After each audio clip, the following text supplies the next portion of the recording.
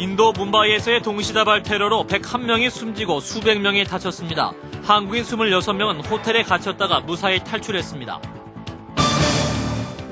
지난달 경상수지가 상품수지와 서비스 수지의 동반 호전에 힘입어서 사상 최대 규모의 흑자를 냈습니다. 북한이 다음 달부터 남북한 통행 가능 시간대를 대폭 축소한다고 통보해왔습니다. 대형마트에서 오늘 시작된 미국산 쇠고기 판매 소비자 반응은 예상보다 높았습니다. 이상은 이 시간 주요 뉴스입니다.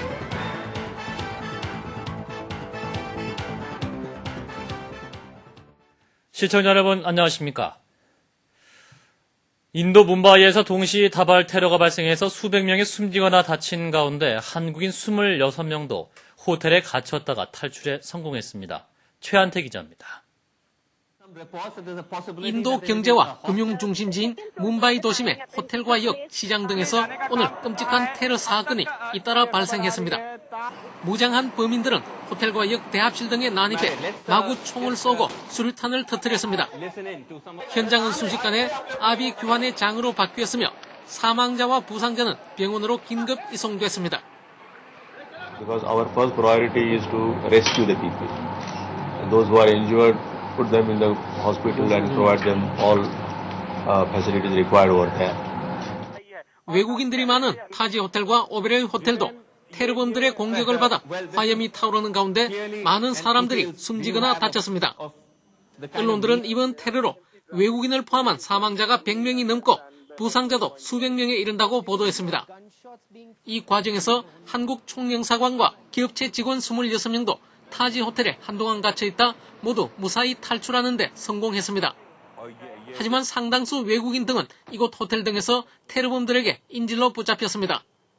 이번 대규모 테러는 신흥 이슬람 무장단체 또는 알카에다가 저지른 것으로 추정되고 있습니다.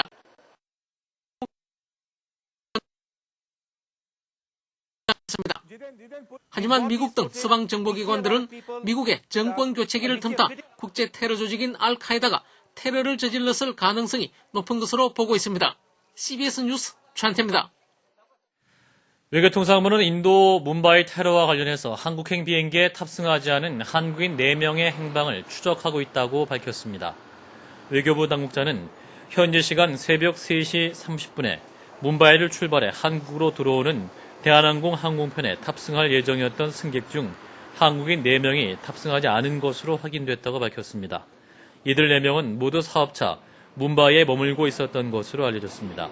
외교부 당국자는 그러나 현재까지 우리 국민의 피해는 없는 것으로 파악되고 있으며 비상 연락망을 가동해 현지 거주 교민과 유학생 2천여 명의 안전 여부를 계속 확인하고 있다고 말했습니다. 지난달 경상수지가 49억 1천만 달러의 사상 최대 흑자를 기록했습니다. 유가 하락과 환율 상승에 따른 상품 수지와 서비스 수지의 동반 호전에 힘입었기 때문입니다. 권민철 기자입니다. 한국은행에 따르면 지난달 경상수지는 49억 1천만 달러의 흑자를 보였습니다. 통계가 작성되기 시작한 80년 이후 최대 규모입니다. 지난 6월부터 3개월 연속 적자를 기록하다가 이번에 흑자로 돌아선 것입니다. 이에 따라 올 들어 10월까지의 경상수지 누적 적자는 90억 1천만 달러로 감소했습니다. 유가 하락으로 상품 수지가 27억 1천만 달러 흑자, 환율 상승에 따른 송금 증가로 경상 이전 수지가 7억 7천만 달러 흑자를 보인 게 주요했습니다. 서비스 수지 적자가 5천만 달러로 크게 감소한 것도 한몫했습니다. 그러나 불안 요인도 있습니다. 지난달 자본 수지의 경우 사상 최대의 순유출을 기록했습니다. 금융기관들이 해외 차입금을 대거 상환하고 외국인들은 국내 주식과 채권을 팔아치우면서 순유출 규모는 9월 47억 8천만 달러에서 255억 3천만 달러로 확대됐습니다. 특히 세계 경제 침체 속에 수출도 급격히 둔화될 것으로 보여 대규모 경상수지 흑자 추세가 계속될지는 불투명합니다. CBS 뉴스 권민철입니다. 북한이 다음 달 1일부터 남북한 통행 가능 시간대를 대폭 축소한다고 통보해와서 개성공단 입주 기업들의 자재 반출입이 어려움을 겪을 것으로 예상됩니다.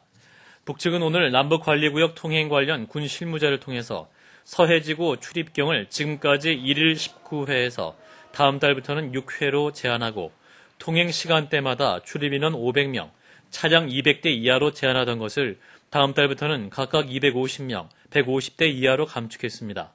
이와 관련해 정부는 앞으로 상황 변화를 예의주시하면서 남북관리구역 통행에 차질이 발생하지 않도록 관리할 것이라고 밝혔습니다. 우편향 논란 속에 고등학생을 대상으로 한 교육청의 역사 특강이 시작됐습니다.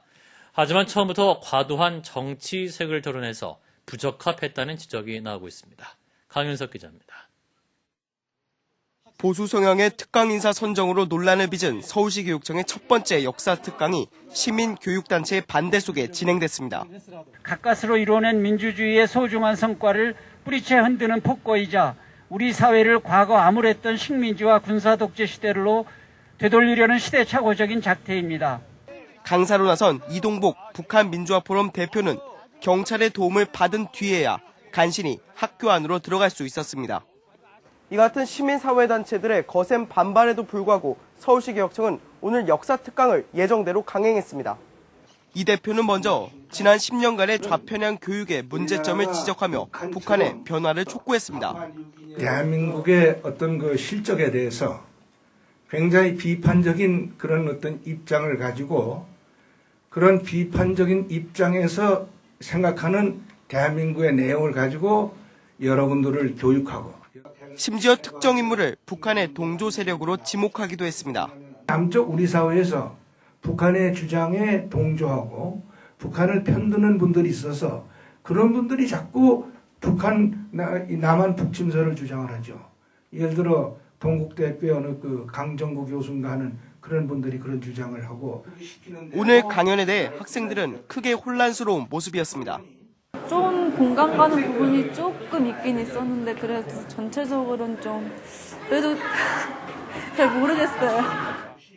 논란 속에 시작된 역사 특강이지만 지나친 정치색으로 인해 더 큰 논란을 불러일으킬 수 있다는 우려마저 제기되고 있습니다. CBS 뉴스 강현석입니다. 세종정권 인수 비리 의혹을 수사하고 있는 대검찰청 중앙수사부는 세종 측에서 정화삼 씨의 형제에게 수억 원이 건너간 사실을 추가로 확인했다고 밝혔습니다.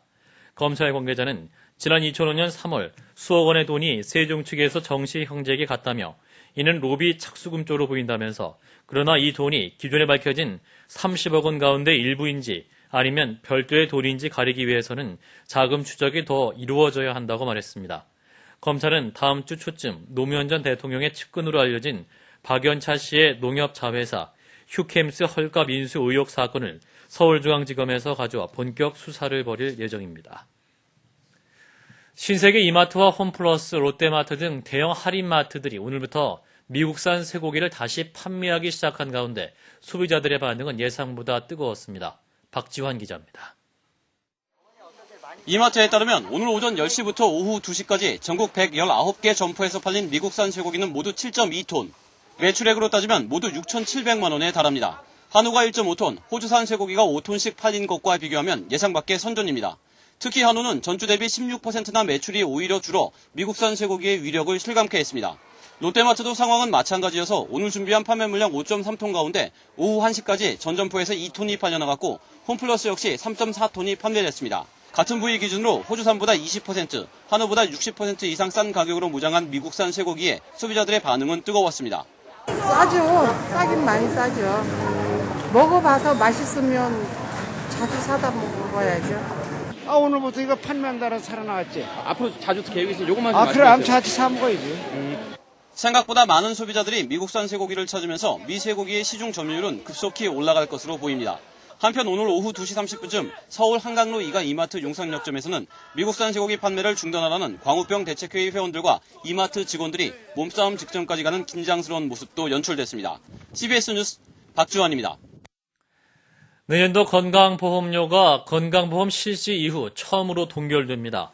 보건복지가족부는 오늘 건강보험정책심의위원회를 열고 최근의 경제 상황을 반영해서 2009년도 건강보험료를 인상하지 않기로 했다고 밝혔습니다. 내년도 의료수가는 평균 2.28% 인상되고 아동 충치 예방을 위한 치아 홈메오기와 한방 물리치료에 대해서 내년 12월부터 새로 보험급여가 실시되는 등 5개 항목에 대해 보험 적용이 확대됩니다.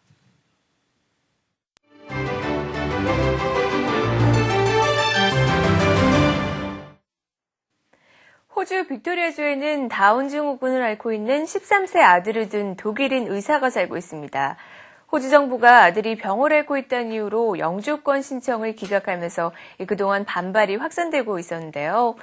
호주 현재 주민과 장애인협회 주지사 그리고 장관까지 이를 거들고 나서면서 드디어 영주권을 얻게 됐다고 합니다.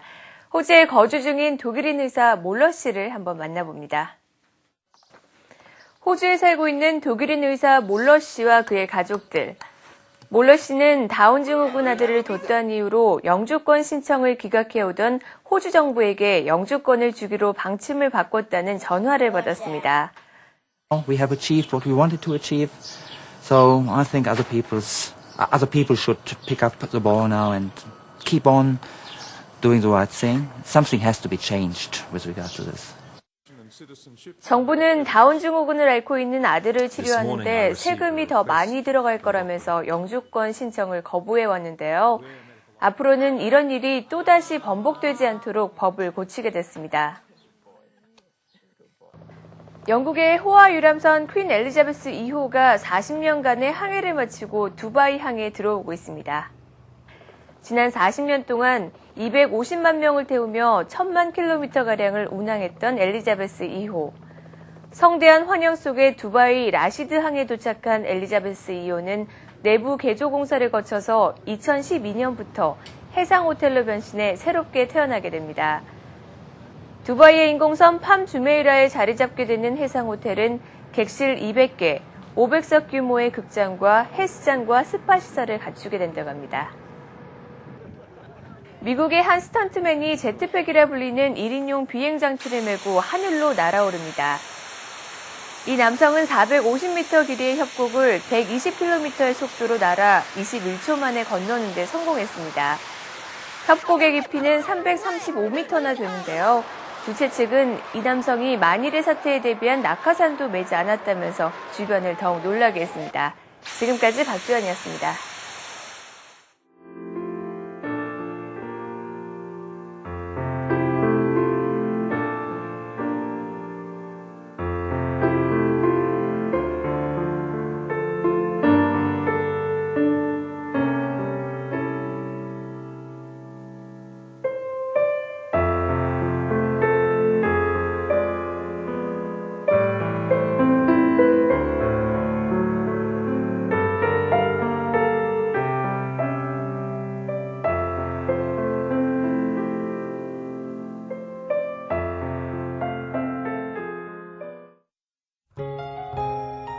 날씨입니다. 내일은 점차 고기압의 가장자리에 들겠습니다. 강원도, 경북 동해안, 전라남북도 서해안과 제주도 산지는 흐리고 새벽이나 오전에 비 또는 눈이 온 후 차차 개겠습니다.